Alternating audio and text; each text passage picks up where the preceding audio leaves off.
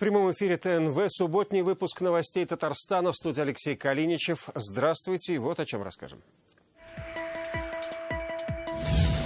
Железные люди со всей Европы в Татарстане.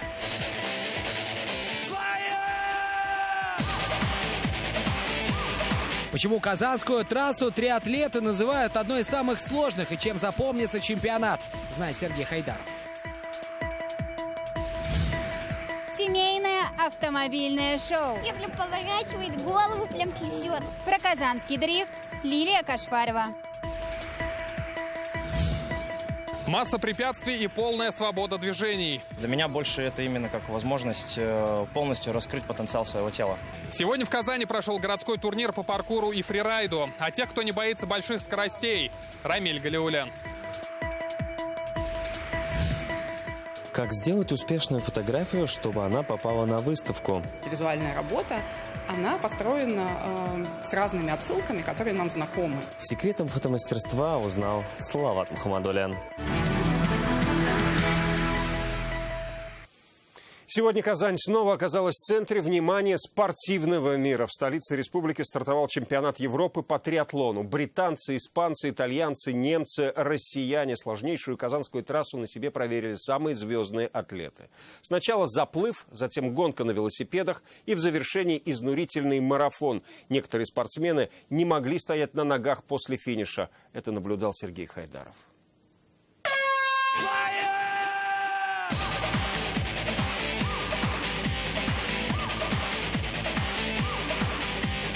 Триатлон для Казани явление уже привычное, но таких скоростей и масштабов мы точно еще не видели. Первыми по Казанке плывут представительницы прекрасной половины. Это лучшие спортсменки Европы. 750-метровую дистанцию завершают за считанные минуты.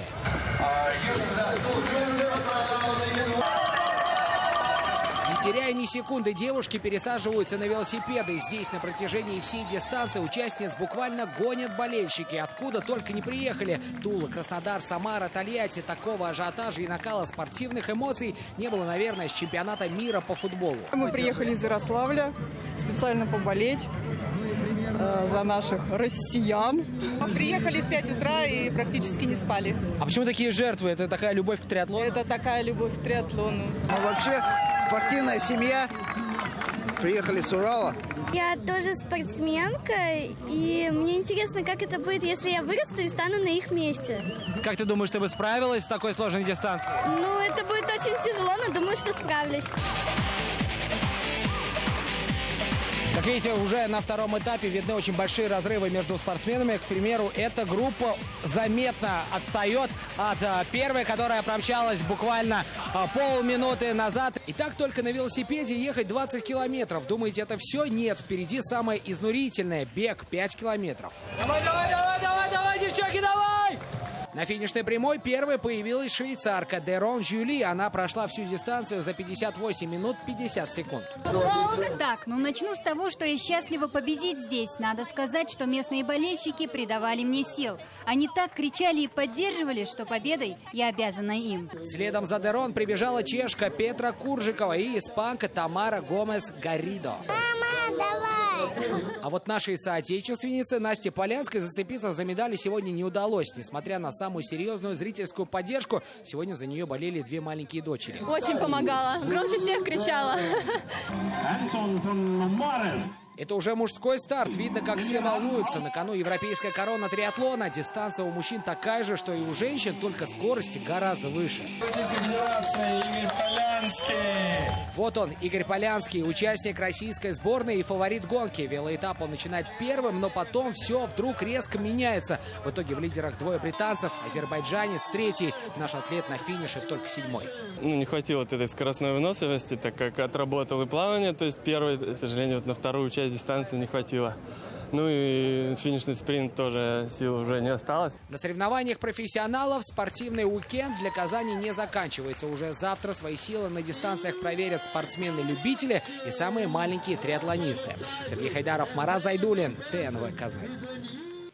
Кулинарные и творческие мастер-классы, аквагрим и инклюзивная велопрогулка. В парке Урицкого сегодня прошел семейный фестиваль «Сердца города». Главные его герои – особенные дети. О дружбе без границ Вероника Гайнадинова. Я радуюсь каждому дню, но одно лишь меня ворожит. Как выглядит все, не пойму. Это стихотворение Тимура Фазлеева о нем самом и его особенном мире, который мальчик называет странным. Тимур не ходит и ничего не видит, но зато у него яркий мир звуков. Он очень любит петь и выступать на сцене. Казан, Еготлер, с Диленик Матулиным, с Рифатом Зарыповым, с Муниром Рахмаевым. Я со всеми пел. От каждого выступления он потом еще неделю прям светится. Ребенок радио.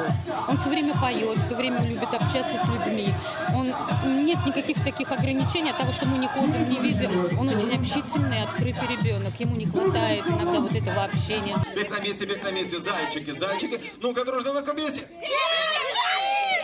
Для таких особенных детей сегодня большой праздник. В парке Урицкого семейный инклюзивный фестиваль «Сердца города». Он уже стал традиционным. Особенные дети здесь не только гости праздника, а самые активные его участники. Готовим конфеты. А из чего? Из кураги.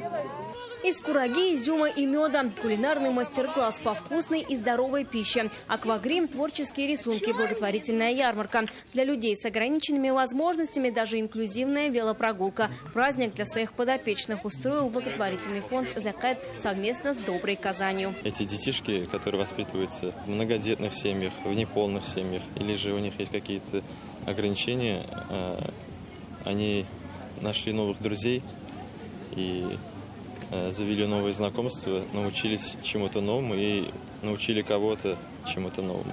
У всех здесь равные возможности, чтобы проявить себя, подружиться и понять, что дружба не имеет границ. Вероника Гайнудинова, Александр Лобанов, ТНВ, Казань. Голубь объединил жителей одного из домов по улице Кулахметова в Казани. Одной единственной целью – спасением жизни. Птица запуталась в оплетке электрических проводов, не могла ни взлететь, ни сесть на нее. И больше суток, трепыхаясь, провисела вниз головой. Вызволять ее из плена, кроме неравнодушных жильцов, оказалось некому. Спасательная операция была спонтанной. Ходил по этой улице, шел по делам и увидел на этих проводах застрявшего голубя. Эти провода во дворе дома 22 на улице Кулахметова едва не стали для уставшего голубя последним пристанищем. Сев на них, взлететь птица уже не смогла. Нога запуталась в оплетке. Руслан Хасашин одним из первых забил тревогу. Когда увидел трепыхающуюся пернату первый раз, признается, внимания особого не придал. Но вскоре все изменилось. На следующий день, ровно через сутки, опять прохожу здесь, смотрю, он висит так же. То есть до сих пор живой, уже измотанный, еле шевелится, пытается выбраться, но не получается. Смотреть на страдания живого существа не смог, да и другим этого не желал. Тем более, что во дворе было много детей. Звонок спасателям, в ответ услышал отказ. Тут же помочь согласился только брат. Орудие спасения из подручных средств соорудили на месте. Мы увидели, ребята, то, что удочку несли, привязали к ней лезвие, канцелярский ножик, и мы вытянули ее и пытались срезать. Но так как слишком длинная удочка, и чем выше, тем дальше, и размах получается большой, мы боялись голубя просто голову отрезать, поэтому очень аккуратненько пытались его, скажем так, освободить. Спасательный отряд комплектовался тут же из неравнодушных казанцев. Дотянуться до небес помог водитель «Газели», подогнавший к проводам свой автомобиль. Ребята принесли удочку. Многократные попытки, общие старания, и птица снова на воле. Сейчас еще течет, Улететь голубь уже не смог. Больше чем за сутки тщетных попыток освободиться самостоятельно сил на полет не осталось. Выходить его вызвалась одна из жительниц этого дома. Видео спасательной операции тем временем разлетелось по социальным сетям и набрало уже несколько сотен тысяч просмотров. Сергей Хайдаров, Наталья Мезина, Игорь Романов, ТНВ, Казань. Змейка, стенка, тоннель. В Нижнекамске открылась первая площадка для выгула и дрессировки собак. Этого собаководы ждали давно. Именно они были инициаторами ее строительства. Деньги выделил муниципалитет. На открытии первого места для занятий и общения четвероногих питомцев побывала наша съемочная группа. Таким составом они встречаются редко. Сегодня собаководы и их четвероногие питомцы пришли на долгожданный праздник. Открытие первой в Нижнекамске площадки для выгула и тренировки собак. Очень здорово. Это должно быть в каждом городе. Я рада, что это в Нижнекамске сейчас случается, это открывается площадка. Большая площадь, деревянные тренажеры, змейка, стенка, тоннель, качели, бревно, барьер, высокое ограждение. При строительстве учитывались все нормы и требования для подобных площадок. Цена объекта 2 миллиона рублей. Деньги муниципальные, идея собаководов. Был принят закон, закрепляющий, обращая внимание, права и создающий условия для защиты наших животных. Сергей Добротворский пришел со своим верным другом, собакой-поводырем по кличке Ерат. Он заменяет мужчине глаза. Про такую дружбу, как у них, снимают кино и пишут книги. Верный и преданный лабрадор всегда со своим хозяином. Тренажеры поставлены, песок уложен, все щели как бы закрыты. Все отлично. Колонну возглавляет немецкий дог Гуннер. Грациозный немецкий дог, трогательные хаски, мужественные овчарки, бойцовые, гончие, охотничьи, декоративные. Четвероногие друзья живут почти в каждой пятой семье. Подобные площадки – необходимость, говорят собаководы. Их строительство будет продолжаться. Светлана Звонарева, Анастасия Шакирова, Евгений Лызаев, ТНВ, Нижнекамск. Дети и родители, прокатиться не хотите ли? В Казани протестировали портовый дрифт. Семейное автомобильное шоу устроили для жителей города. Дрифт-такси, детские квадроциклы, спортивная и творческая программа привлекла более 3000 человек. Как проходят автовыходные, увидела Лилия Кашфарова. Агрессивно, красиво и дымно – 3 условия качественного дрифта на поворотах «Изумрудная Лора». За рулем владелец и пилот Николай Булычев в тандеме «Дрифт-такси». Помогает мне сегодня катать детей, а в целом ездить в дрифте и радовать всех своим видом. С ней с конца 2012 года, поэтому у нас крепкие семейные отношения. И праздник семейный. Автомобильное шоу для детей и взрослых – это бесплатное дрифт-такси. Выставка авто для фото, конкурсы, вкусная еда и беспрерывная шоу-программа. Вначале душа начала улетать на дрифте. Это было просто круто. Там вообще прям поворачивает голову, прям трясет. У нас перерыв, и мы меняем колеса. Японский автомобиль 98-го года с немецкой коробкой и двигателем мощностью 300 лошадиных сил. Самый расходный материал при дрифте – это колеса. Сейчас покрытие влажное, хватит надолго, но в среднем сегодня поменяют около 8 колес. Не отлетит. Одни сотрясают землю виражами, другие – звуком. 16 автоклубов представили около 30 тюнингованных экземпляров. Движение автолюбителей в Казани только развивается, но сторонников уже достаточно.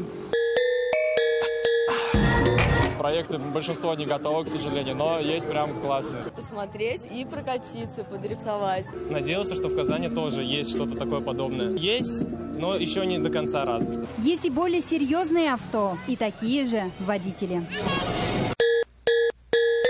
Это навыки развивает, мышление детей. Дети, взрослые, молодежь. Для первого раза 3000 посетителей. Интерес к автошоу есть. Есть и куда разогнаться. Лилия Кашфарова, Рамзиль Гарипов, ТНВ, Казань.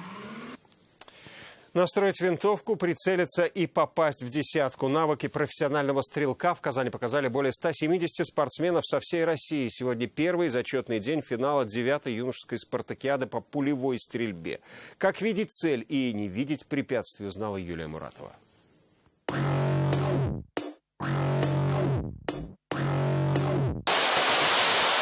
Любителей просто пострелять здесь нет. Для юных стрелков 16-17 лет это спорт с самой серьезной подготовкой и строгими правилами. Концентрация, меткость, наблюдательность, стойкость. Без этого шансов на победу нет. В рядах самых выносливых больше половины девушки. И уже доказали, что стрелять могут не только глазками. Стрельба – это спорт, который очень сильно зависит от психологии. Если ты слаб духом, то, скорее всего, в стрельбе тебе делать нечего. Интересно, что ты каждый раз работаешь сам с собой. То есть ты даже на соревнованиях думаешь не о том, чтобы там занять место какое-то и так далее, а именно о том, что вот ты работаешь с собой, ты показываешь результат, ты превосходишь себя. Я всегда с собой беру. Кто-то видеокамеру, а у профессионалов-стрелков почти 20-килограммовая сумка, ботинки, валики, подставки, ну и, конечно, спортивная амуниция. У каждого спортсмена своя экипировка. В такой стрелковой куртке чувствуешь себя как в скафандре, но она позволяет удерживать оружие и разгружает мышцы спины. Такую же поддержку оказывают и стрелковые брюки, а специальный козырек защищает зрение от света. На площадках финального этапа всероссийских соревнований по пулевой стрельбе 170 спортсменов со всей России. Сегодня первый зачет. Борьба в 3 тирах. Стрельба из пневматики на расстоянии 10 метров, на другой площадке 25 метров из пистолета, а на третьей максимальная дистанция в 50 метров из малокалиберной винтовки. Из положения лежа, стоя и опираясь на одно колено. Проводится 10 дисциплин. Все они являются олимпийскими. Их стреляют на Олимпийских играх. Вот, в Токио 2020 года все эти дисциплины будут представлены. К олимпийским дисциплинам готовят олимпийские чемпионы. Будущих стрелков берут в спорт уже с 10 лет. Смотрим на физические кондиции, естественно. Я, так как у меня специализация винтовка, я смотрю, чтобы ребенок мог удержать оружие. Пока итоги лишь промежуточные, а имена победителей соревнований будут известны 31 июля. Юлия Муратова, Вадим Ларионов, ТНВ, Казань.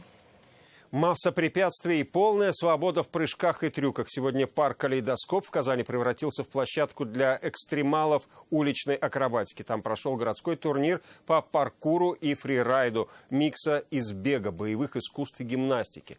А тех, кто не боится рискованных сальто и больших скоростей, Рамиль Галиуллин. Прыжок, еще один, потом сальто. Так, трюк за трюком мастера паркура зарабатывают баллы у судей. Сегодня полосой препятствий для участников стала обычная детская площадка, и преодолеть ее они должны не только быстро, но и как можно изящнее и красивее. Именно это жюри оценивает прежде всего. Слам-трейсеров, а именно так они сами себя называют, они прокладывают путь от точки А до точки Б не там, где можно, а там, где хочется. В паркуре нет особых правил. Главное — показать все, на что способно твое тело. Никита Некрасов приехал из Санкт-Петербурга. В паркуре уже 10 лет. Говорит, что занимается им для души. Это возможность, не только там самовыразиться, да, или как-то сейчас говорить модно, там, да, не быть как все. То есть я на это вообще внимания не обращаю. Для меня больше это именно как возможность полностью раскрыть потенциал своего тела. Несмотря на травмоопасность этого вида спорта, здесь есть и девушки. Полина Созинова — единственная представительница прекрасного пола на соревнованиях.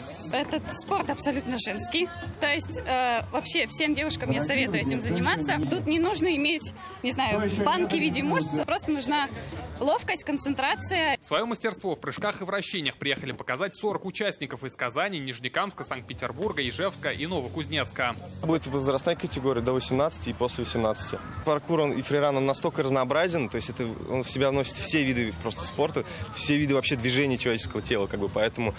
То есть любой может заниматься. Такие состязания хотят сделать традиционными. Победители получат денежные призы и отправятся на молодежный форум. Рамиль Галиуллин, Игорь Романов, ТНВ, Казань. Месяц до начала большого хоккея. О 5 главных интригах предстоящего сезона КХЛ читайте в интернет-газете «Реальное время». Почему одни фотографии искусства, а другие нет? Ответ сегодня искали на лекции Надежды Шереметьевой. Это известный фотокритик. Мастер-класс прошел в рамках проекта «Inverso Modus». Впервые он вышел в свет еще на Венецианской биеннале в 2015 году. Диафрагму и выдержку успеха искал Салават Мухаммадуллин.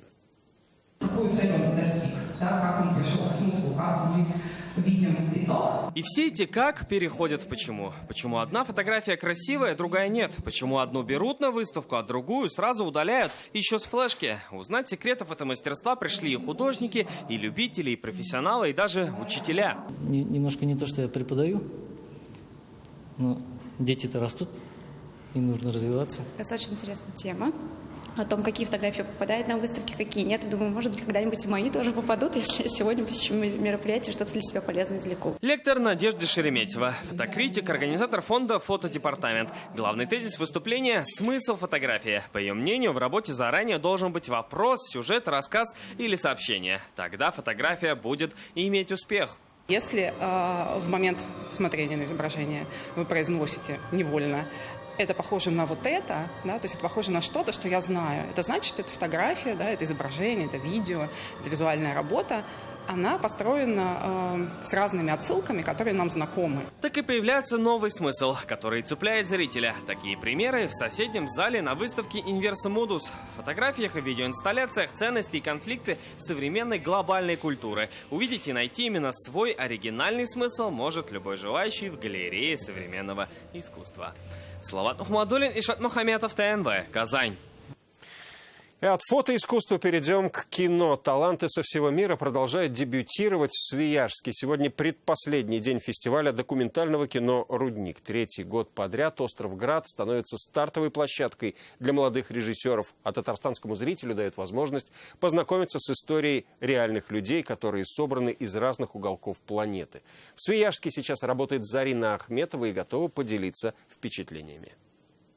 Свияжск в эти дни превратился в настоящий остров кино. 11 начинающих режиссеров из Польши, Дании, Голландии, Испании и других стран привезли сюда все самое вкусное и интересное. Чтобы увидеть воочию историю о семье из Украины, будущих астронавтов и девушки из Тувы приехали не только из Казани. Чем запомнилась кинонеделя и почему Рудник стал центром притяжения в эти дни, мы узнавали у зрителей. Особенно этот фестиваль интересен тем, что здесь проходит школа всю эту неделю, что фестиваль идет. Но конкурсная программа тоже очень интересная. Смотрела две работы. Это работы, значит, «Белая мама» и «Домашние игры». И поняла, что это абсолютно игра не актерская. Это очень интересное вообще явление такое. Для себя я открыла. Фильмы, конечно, были очень мрачные. Наверное, так многие представляют себе Польшу. На самом деле она не такая, конечно, более яркая. Но было интересно. Одна из конкурсных работ фестиваля называется «Стоянка на дороге ветра». Свой полнометражный фильм режиссер Наталья Харламова снимала в Туве на протяжении 2 месяцев. Признается, что не приехать на Рудник просто не могла. Наталья, почему именно здесь вы решили показать свою работу татарстанскому зрителю? Мою работу отобрала мой куратор Марина Разбежкина, куратор школы документального кино, где я училась. Это моя дипломная работа, мой дебют. И для меня это на самом деле большая честь. Жюри каждый раз на фестивале очень сильное. Это возможность получить обратную связь от них и, в частности, от Марины Разбежкиной. Возможность пообщаться с коллегами со всего мира и увидеть очень сильные фильмы. Здесь очень сильная программа. Последний день фестиваля, где подведут итоги и выберут 3 лучшие работы. В воскресенье покажут и документальные фильмы, которые были сняты буквально за эту неделю. Все они посвящены Свияжску и его истории.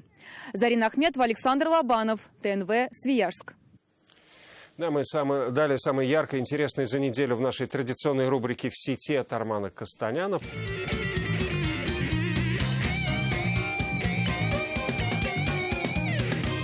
Всем привет! Очередная летняя неделя подходит к концу, а это значит, что пришло время посмотреть все самые популярные и интересные новости интернета, которые накопились за эту неделю. Это рубрика «В сети». Начнем! Начнем с самого начала. Как вы думаете, как казанцы начинают свое утро? С кофе, завтрака, фоточки в Инстаграм? Нет, все мимо. Казанцы начинают свое утро с отжиманий возле торгового центра.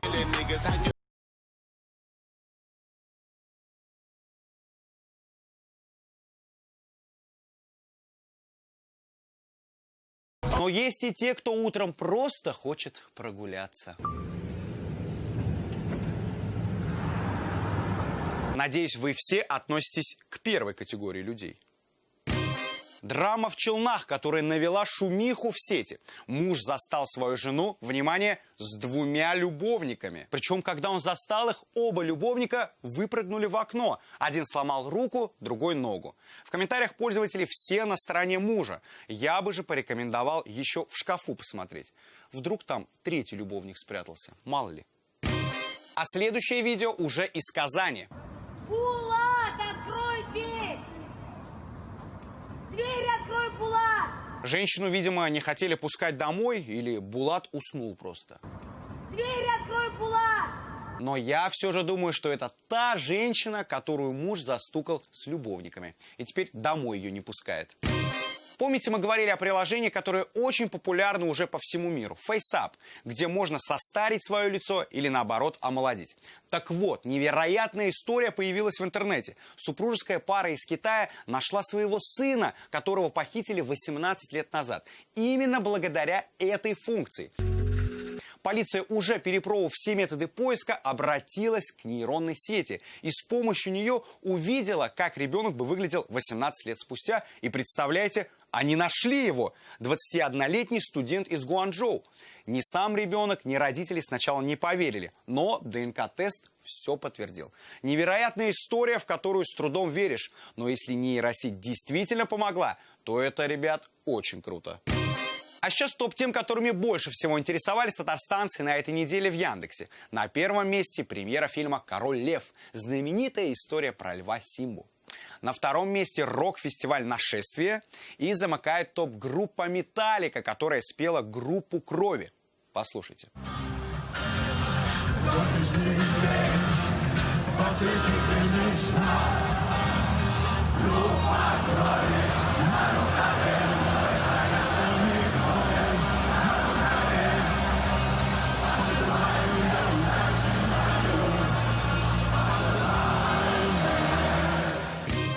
На этом сегодня все. Пишите, присылайте свои новости, видео. Короче говоря, будьте в сети. Пока!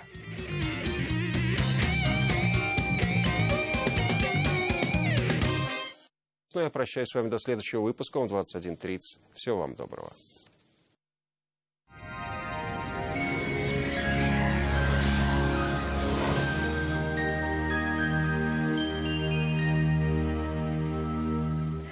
Здравствуйте! О погоде после полезной информации. В Данил Мастер новая акция. Не пропустите, только в июле.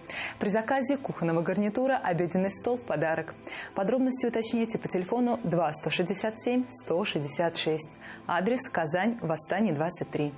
По данным сервиса Яндекс.Погода, на юго-востоке республики повсеместно ожидаются осадки 21-22. На северо-востоке Татарстана не обойдется без осадков плюс 20. На севере Татарстана аналогично 18-21 градус выше 0. На северо-западе республики облачно и очень сыро плюс 19. На юго-западе Татарстана сухо, но пасмурно плюс 22. В центре Татарстана возможен дождь плюс 20-21 градус. Спонсор показа – федеральная сеть медицинских центров «Доктор Рост». Лечение самых сложных заболеваний позвоночника и суставов без боли и хирургического вмешательства. За 10 лет в 10 городах России врачами клиники отменено более 10 тысяч операций. Пациентов с жалобами на боль в спине часто направляют к хирургу. Мне уже удаляли грыжу позвоночника. И снова все повторяется. Спина болит, еле хожу. Снова направляют на операцию. Что делать? В медцентре «Доктор Ост» передовая технология лечения вместо операции. Уникальный робот помогает вернуть искривленный позвоночник в норму. Грыжа начинает самостоятельно втягиваться на место, освобождая пережатые нерв и сосуды. Боль уходит. Возвращается легкость движений. В Казани будет облачно, без осадков. Днем до плюс 22. Ветер порывистый. Атмосферное давление ниже нормы. Влажность воздуха повышенная. В магнитном поле Земли спокойно. На этом наш выпуск завершен. До свидания.